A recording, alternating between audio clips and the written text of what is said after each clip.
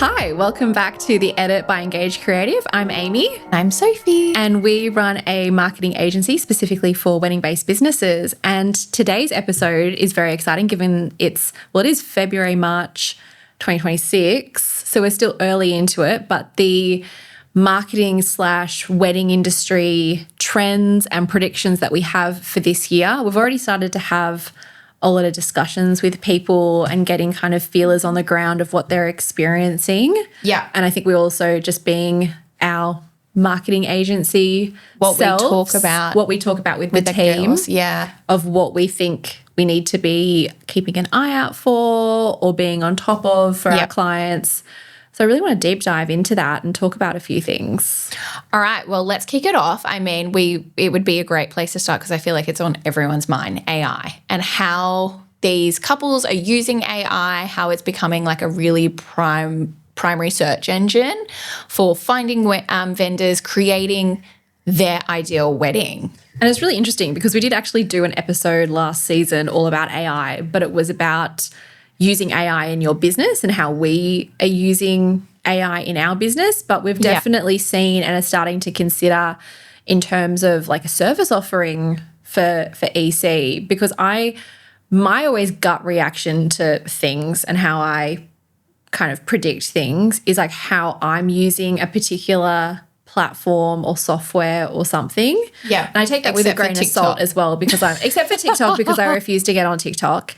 But in terms of how we use Instagram and then also how I now, like for me, I'm defaulting to like a ChatGPT or a Claude alongside Google to ask like questions and get answers or that kind of thing. And I kind of thought to myself, well, if I'm doing that for like stuff in my personal life or day-to-day life, like I would definitely, if I was a bride, go into there and go, hey, I'm in Sydney and I want to get married, like compile me a list of wedding venues or photographers or whatever in this price point. And at least if it gave me a starting like list of say 10, that felt a little bit more like doable and not so overwhelming than like just starting from like. I think it's just like a good place to start. I think you make a valid point. I think that brides, if I'm going to take that category in particular, would say, I want 10 wedding dress designers that are in Sydney within this price range and I want to look XYZ. And I think that the search engine that you would be using would be spitting out like a number of designers that would be fresh and new to that particular bride. It's a new world. But I also think with the way that it like spits out, which I'm sure there's a better way to say that, but like the way it answers it, where I find with Google, like you're obviously getting, like you get the sponsored stuff and it does have like the Gemini AI now up the top, but you're then still having to like assess every like listing on Google's search engine results, where I feel like the way that it's laid out in AI, I feel like it's more digestible or it takes away some of the like extra guesswork, but it's really interesting and it's been like one of those thought-provoking pieces that I've had and the team has had in terms of, okay, well, if that, like how do we show up in those search results? Absolutely. And so that's something that we're considering with our clients and even for EC is how, like what do we need to do? How does it crawl? How does it find information? And how do we potentially show up? And I actually think there's going to be a return to longer form content in terms of blog posts, Substack. Educational pieces, stuff like that it can obviously I think just to summarize, like showing up. I think just like if you're consistently showing up in your marketing. But it has to be, in my opinion, it has to be like text-based. Yeah. More so than like video or image-based. Yes, I would agree. I think that though, like these couples, in particular brides, would be using it even to compare like image searches. Like I know I've used different ways that it can spit out different images or help me dream a wedding that could look X, Y, Z. And I think that Pinterest is obviously the first place to start. Like it's so great. But I think that it can compare things with AI, compare maybe quotes or how you imagine your day to look. So I think that it's a topic that needs to be at the forefront of every vendor's mind at the moment, is how these couples are starting to use AI as their research tool to start off with as a search engine. Yeah. And I think for us as well, you know, it's not necessarily about doing all the things and being like on all the platforms. And I think especially for a lot of wedding owners and businesses where you are maybe like have several hats on, you're doing the accounting, you're doing the marketing, you're doing the sales, you're doing the actual like on the day work. Yeah. It's just something to consider and see, you know, if you think it might be of value to add that in or to do it over something else, particularly because I think that it's only going to become more of the norm with how people do that really early stage research and trying to like find. So again, it's another visibility piece. Yeah. But we're still in like the very early stages of figuring out and researching into what that looks like in terms of how to show up. Absolutely. So watch this space. There might be another episode down the track, specifically once we've kind of like cracked the code on that in particular. So I think the second thing to kind of talk about this year is storytelling. It's always a content pillar that we're trying to hammer home with our clients, is telling the story behind your brand. I think that it's a non-negotiable now. I think most brands need to be telling their behind the story or how they became where they were, or more like founder-led content. I think that that is something that these couples really get invested in. They do, but I think it's also not just the storytelling as like a piece of your marketing, but I think it's around like the actual wedding for a couple. Yeah. And they don't just want it to be like a series of like tick, okay, I've got the florist and I've got the photographer. It's like how like I feel like there's becoming a trend where there's like a storytelling element. Yeah. Of like how they create that day and how they personalize it and how they make it like an extension of the couple. Yeah. And so that then kind of ties into, okay, well, how we use storytelling where it isn't just like saying, oh, well, this is a, you know, basque dress and like as a bridal designer, for example, with a, you know, cat eye neckline and a this or a that. It's like, what is that?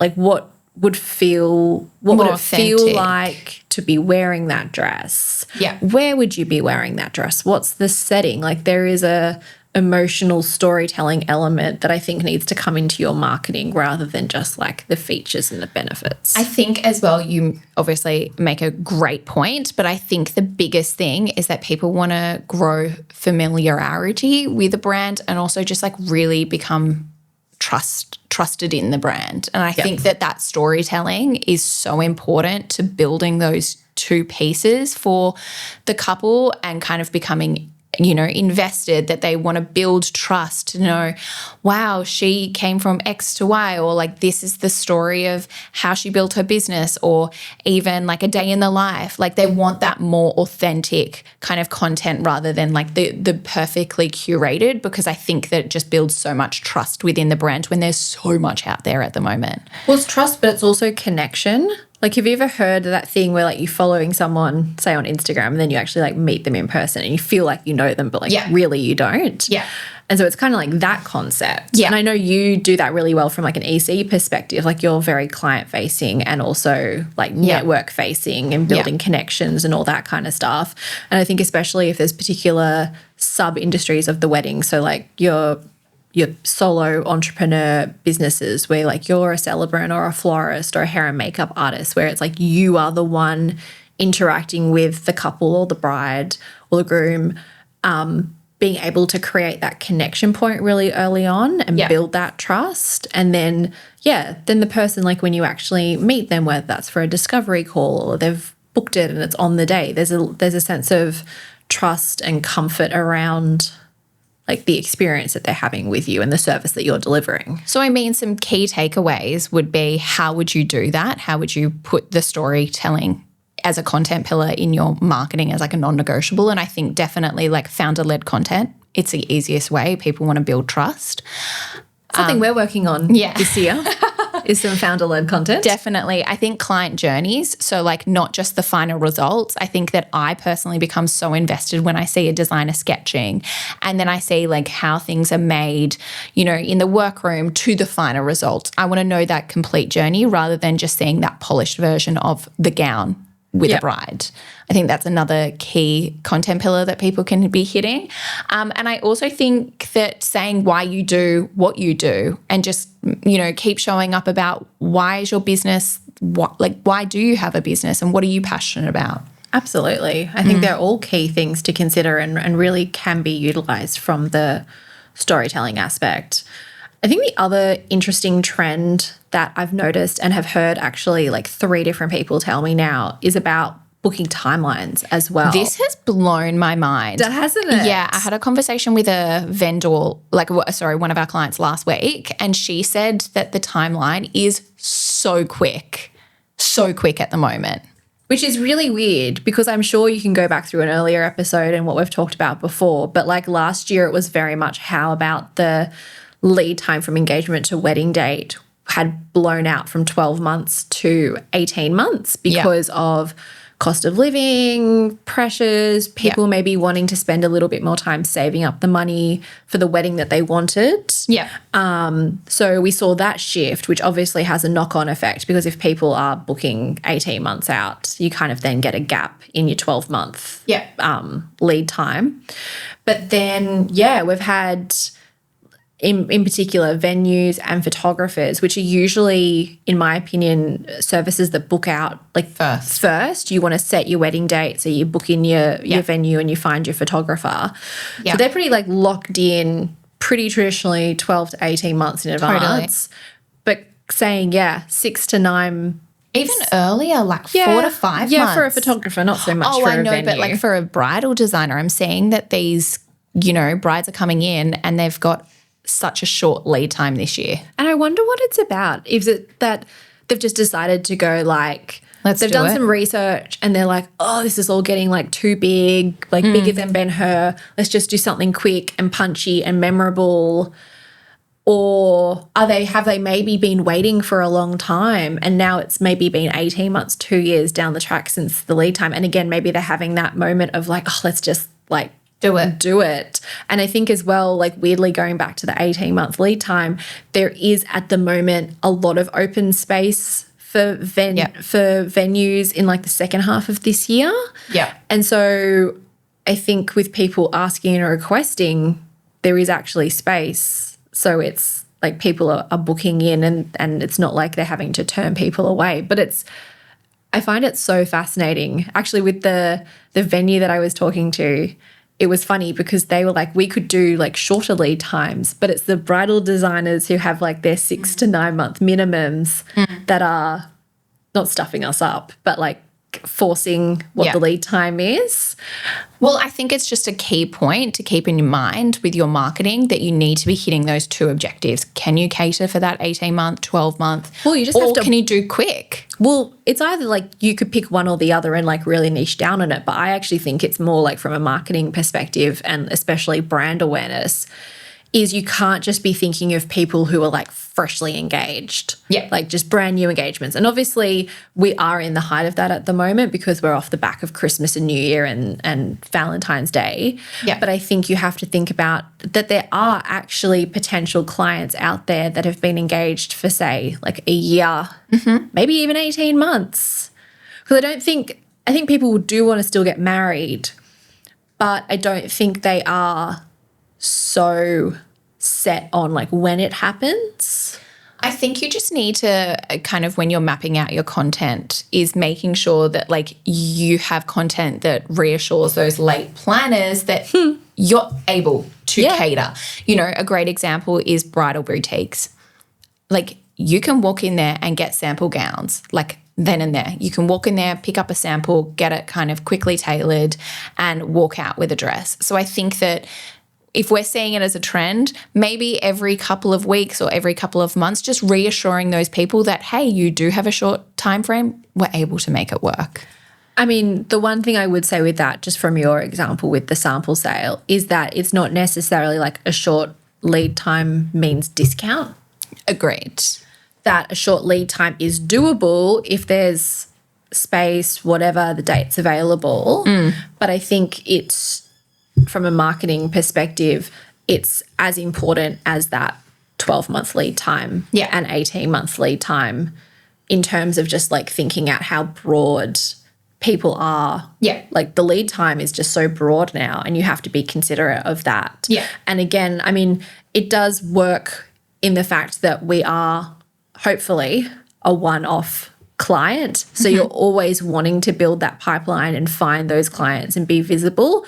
So it should in some way not matter about how broad it is, but I do think it's an interesting thing to keep in mind that for as long as it is like 18 months, 2 years, it's also like really short and we can capitalize on that, especially you have space in your calendar. I think another thing that we're seeing at the moment in 2026 when we have these conversations with everyone is just how overcrowded and how oversaturated the middle market is at the moment. Yeah. With vendors. I think that, you know, the vendors that do have that really high price point and that high tier, there's not that many of them out there. And there are more though. Like I do feel in the last couple of years, people that were middle have been able to elevate and move into that. And I think especially for the Australian market, the whole European summer wedding and offering that service and going over to there has assisted with that because I think that lends itself to a higher price point. Yeah. But I do think at the same time, there is a lot of people, and maybe it's like a post-COVID thing or something, but coming into the industry in that middle thing. Yeah. And then I think again ties to the whole idea of people are either saving up to have that bigger wedding, so there's a longer lead time that you're competing with people for bookings, or, you know, is the trend that we're seeing with the shorter lead times that those weddings are elopement style or more intimate or smaller, like people are wanting a smaller smaller, lower cost wedding. So you've got like these two things, but you've got all these people in the middle that are competing for, say, like that 80 to 120 person wedding that's actually like not that popular anymore. I think an important thing that you need to recognise if you are sitting in that middle tier is niching down on what makes your product or your service or you special. Yeah. I think that if you are in that middle tier, which it does fall into a lot of people, what is going to make you stand out from the rest of the crowd? We have a great, bridal designer that we work with whose gowns are absolutely incredible. No one else is doing anything like it, and she sits in that middle tier. And I think that capitalizing on what her aesthetic is and what makes her different is actually going to be her strength in this middle market, because we're niching down. We're not trying to spread ourselves too thin to try and, accommodate everyone. We are niching down on this is our particular bride, this is the aesthetic, and staying true to the brand. And I think that now that's more important than ever if you are sitting in that category. Coupled with that is your branding. So something that stands out, something that just couldn't be, a branding for half a dozen other businesses. Yeah.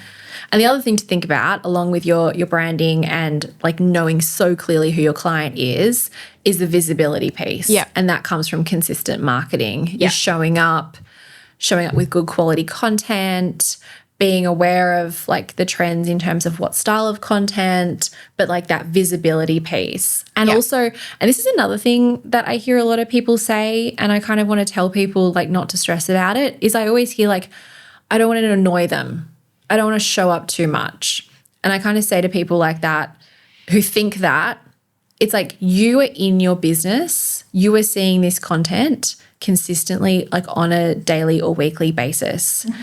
When you think about a bride, they're consuming a lot of content from a lot of different like themes and platforms and interests. Mm-hmm. And like realistically, your content is not showing up like repetitively, like your post after your post after your post. It is dotted in amongst other stuff that they're consuming and watching and taking in. Mm-hmm. So it will always be annoying to you, but it will never be annoying to someone else. Yeah. And I think as well, like with that touch point thing, is you need to show up and be visible to a person so many more times now than previously, because there's just, again, that volume of information that you almost kind of need to frame it as like you need to be annoying to just get over the threshold of being visible enough that they actually take notice and actually then want to like invest and look into your business and potentially,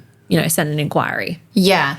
So if you were a wedding-based business in 2026, what would be the key areas that you would want to focus on? I mean, obviously we've covered it in a lot of detail, but what would be kind of the ones that you're like really hammering? I'd be definitely keeping my eye on like search engine visibility for AI, because I think that is going to grow this year. And then just like the visibility piece. So whether that is like you need to start running ads for visibility and putting a budget behind that. If you need to, maybe you've lapsed a bit with your marketing and like putting some kind of plan in place where you're consistently showing up. And even if that's like 3 posts a week or something, but like the consistency element of it. So that would, AI and consistency. I think mine would be, you know, that founder-led educational content. And I personally love hearing founder-led stories or just like kind of seeing a behind the scenes, because I build trust with that particular brand, or I know, you know, what they're doing or like what's happening in their life at the moment. I'm just so invested in that when I buy into a business or a service. You are right. You're buying into it. You get really invested. Get so invested. So I think that that would be a really key piece that we are going to be hammering home with our clients. But also my personal opinion going into 2026 is making sure that you set up those, you know, structures and that kind of points within the calendar year of how you can hit that content. Yeah. Well, I hope that was informative. I'm really excited about 2026. I think it's so fascinating. And I said to a client the other day, it's almost like you need a bit of a psychology degree when you work in like the wedding industry, because you've got to be mindful of like what's happening externally and what you're hearing, and be considerate of that and potentially apply something to your business in response to that, or like proactively for it. So I find it very interesting. But yeah, I'm looking forward to it. Yeah, me too. Well, thanks for joining us, and we will see you on next week's episode. Bye.